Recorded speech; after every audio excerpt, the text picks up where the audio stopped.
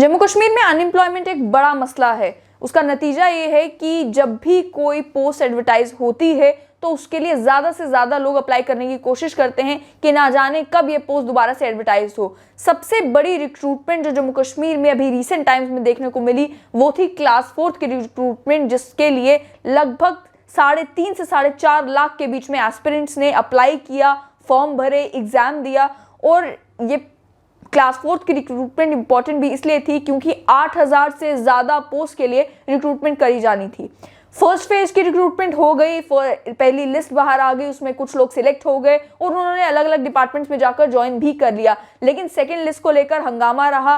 Protest हुए, उसके बाद सवाल जवाब डिपार्टमेंट के साथ होते रहे और फाइनली फैसला ये लिया गया कि जिन लोगों ने एग्जाम दे दिए थे उसके बाद मेरिट में जो लोग नेक्स्ट इन लाइन है उन लोगों को सिलेक्ट किया जाएगा और सेकंड मेरिट लिस्ट निकाली जाएगी। लेकिन उस सेकंड मेरिट लिस्ट को लेकर भी अभी फाइनल सिलेक्शन लिस्ट जो आउट होनी थी उसको लेकर कई लोगों ने ये सवाल किए कि वो सेकंड लिस्ट आने में इतना समय क्यों लग रहा है, वो सेकंड लिस्ट आखिर कब आएगी। हमने Jammu Kashmir service selection board से बात की और Jammu Kashmir service selection board के जानकार सूत्रों ने हमें ये खबर दी है कि क्लास 4 रिक्रूटमेंट की जो सेकंड फाइनल लिस्ट निकलनी है, सेकंड फेज की फाइनल लिस्ट निकलनी है, वो लगभग अगले हफ्ते और 10 दिन के बीच में, यानी 7 से 10 दिन के बीच में ये लिस्ट नोटिफाई कर दी जाएगी। डिले क्यों हुआ उसका भी रीजन जब हमने समझने की कोशिश की तो बताया गया कि बहुत ही कॉम्प्लेक्स प्रोसेस था इसकी मेरिट लिस्ट तैयार करना। जैसे कि आप जानते हैं कि क्लास 4 की जब पोस्ट नोटिफाई की गई उससे पहले क्लास 4 के स्पेशल रिक्रूटमेंट रूल्स बनाए गए थे,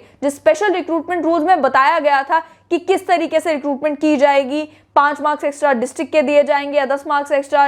डिस्ट्रिक्ट के दिए जाएंगे, 5 मार्क्स डिवीजन के दिए जाएंगे। अगर आपके घर से कोई सरकारी मुलाजिम नहीं है तो उसके 5 मार्क्स दिए जाएंगे। इसको लेकर ये कहा गया कि पहले रिटन टेस्ट के बेसिस पर एक मेरिट लिस्ट बनाई जाती, उसके बाद सेकंड मेरिट लिस्ट बनाई जाती डिवीजन के बेसिस पर, फिर थर्ड मेरिट लिस्ट बनाई जाती ये देखते हुए कि अगर डिस्ट्रिक्ट के मार्क्स ऐड ऑन किए जाएंगे तो मेरिट में कौन ऊपर होगा, तो मेरिट में कौन नीचे होगा। उसके अलावा जो बाकी सारे पैरामीटर्स थे, चाहे वो ऑर्फन्स के लिए, अनएम्प्लॉयड जो जिनके घर में कोई सरकारी मुलाजिम नहीं है उन्हें जो 5 मार्क्स एक्स्ट्रा मिलने हैं, जो बाकी लोगों को 5 मार्क्स एक्स्ट्रा मिलने हैं, ऐसे ऐड ऑन करते हुए कई सारी मेरिट लिस्ट बनाने के बाद फिर जाकर वो फाइनल लिस्ट तैयार करनी थी जेकेएसएसबी को, जिसकी वजह से जब नंबर एप्लीकेंट्स का इतना हाई था, नंबर उन लोगों का जो सिलेक्शन लिस्ट में भी आ गए थे उनका इतना हाई था, उस वजह से समय लगा इस फाइनल लिस्ट को प्रिपेयर करने में। लेकिन अब खबर यही मिल रही है कि आपने जो प्रेफरेंस भरा हुआ था तो मेरिट कम प्रेफरेंस के बेसिस पर फाइनल लिस्ट जल्द ही तैयार होने वाली है